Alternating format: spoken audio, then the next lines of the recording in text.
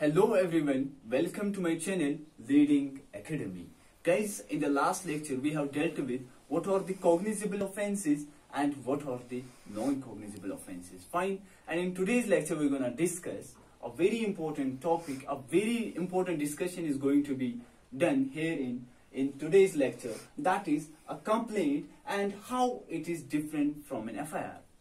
Because I must say that these two terminologies are very essential, very crucial to know about, because people usually get puzzled with these two terminologies when they come across these two terminologies, because a sort of differences between the two, which we are going to discuss here in this lecture. So kindly watch from the beginning to the end. But at the same time, I am requesting you, if you are yet to subscribe my channel Leading Academy, then kindly subscribe the channel and at the same time click on the bell icon so that you will get notified accordingly with regard to the upcoming videos. Fine. So let's get started. What's a complaint and how it is different from an FIR?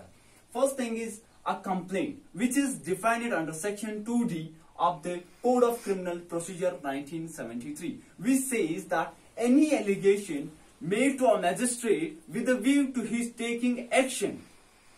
What I am saying here is that it is an allegation which is made before a magistrate with the intention that he will take an action with regard to that complaint. Fine. If I am filing a complaint without having this intention that magistrate has to take action with regard to the complaint, then this is not a complaint. Now, what with regard to the FIR, can FIR be filed before a magistrate? No, FIR cannot be filed before a magistrate. This is a prerogative of the officer in charge of the police station. So, FIR is filed before officer in charge of the police station. Now, coming to the another aspect of the complaint, whether it relates to a cognizable offense or a non-cognizable offense. Fine. So here I am telling you that it may relate to a cognizable offense or a non-cognizable offense. What about to the FIR? Does that relate to a non-cognizable offense or a cognizable offense? I am telling you here in this lecture that it only relates to a cognizable offense. Only cognizable offenses are dealt here in the FIR. Fine. So complaint में 2 points आए. पहले complaint magistrate को किया जाता है और FIR जो है वो ऑफिसर इंचार्ज को किया जाता है. सेकंड पॉइंट मैंने बोला कि कंप्लेंट जो होती है वो हम किस ऑफेंसेस में करते हैं. अगर कॉग्निजेबल ऑफेंस होगा या as well as non cognizable offence होगा तो दोनों में हम कर सकते हैं. What with regard to the FIR can be with regard to the cognizable offences only. Now coming to the third point. Here, magistrate may take cognizance of an offence upon a complaint. What I mean to say, what does cognizance means? Cognizance, to your understanding, I must tell you that this cognizance has nowhere been defined by the code. Fine. Now, what does then cognizance mean? Cognizance means to take a judicial note, or in other sense, we can say to take action. Fine. So here, a magistrate, when a complaint is filed, if magistrate is satisfied with the complaint, then in that situation he takes the cognizance of the case. This chapter, this complaint, I am telling you, this I am just giving you an overview so that these two confusions, these two topics, these two terminologies gets clear. Otherwise, I am going to deliver a full-fledged lecture on the complaint and its chapters, like we have chapter 15 which deals with the complaints to the magistrate. We are going to deal with that separately. Everything will get clear thereof. So, here, complaint, when filed, a magistrate takes cognizance. Where he takes cognizance? He takes the cognizance under chapter 14, 119, class 190. Subsection 1 and class A. He takes cognizance thereof. Fine. I told you what is cognizance. Now, can magistrate take cognizance with regard to FIR? No.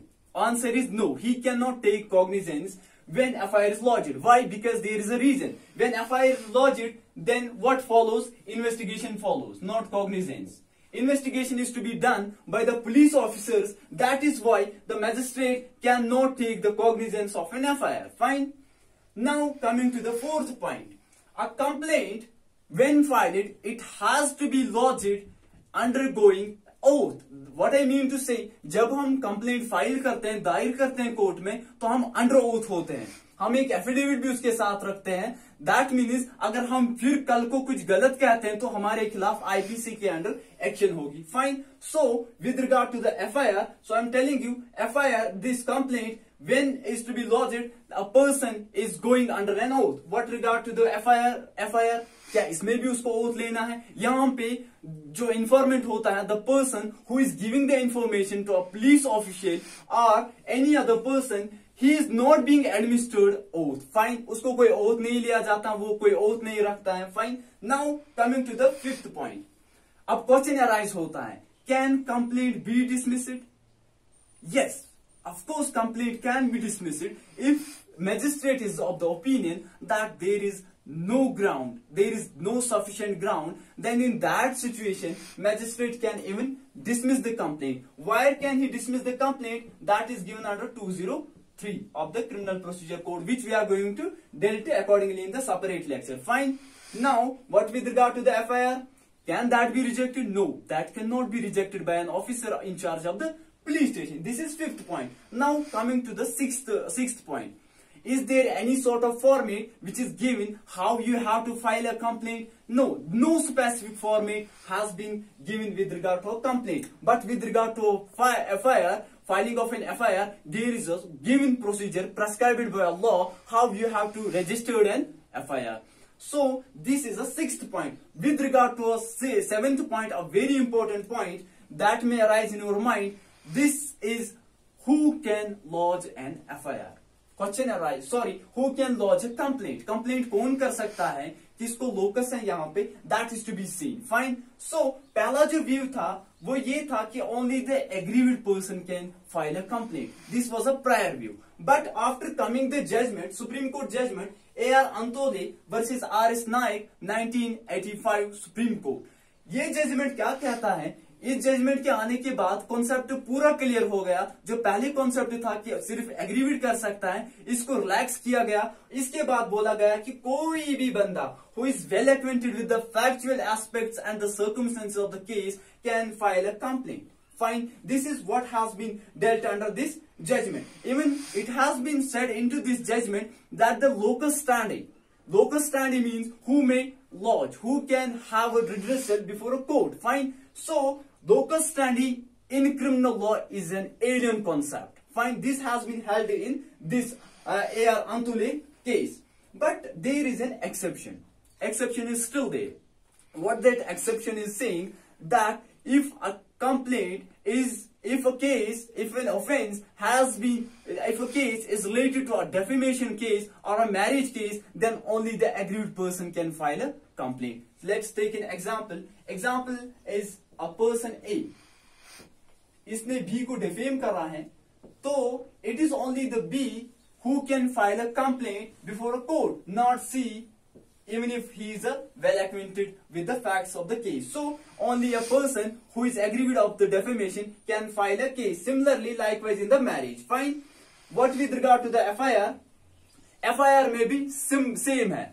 FIR में भी कोई भी बंदा कर सकता है, whether he is aggrieved or whether he is a witness or any other person who is well acquainted with the factual aspects of the case. This is with regard to the FIR. Now, one more important point is a process fee.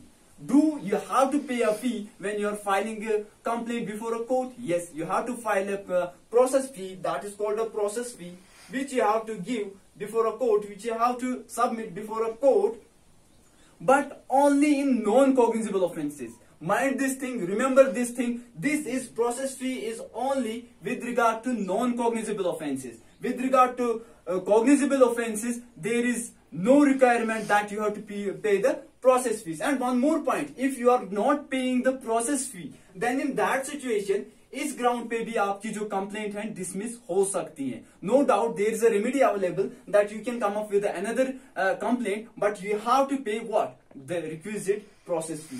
That sort of process fee is not there while lodging an FIR. This is with regard to a complaint and with regard to FIR. I hope that all the things are clear now, so that you will be in a well position to differentiate between these two concepts. I have tried my level best. Thank you so much.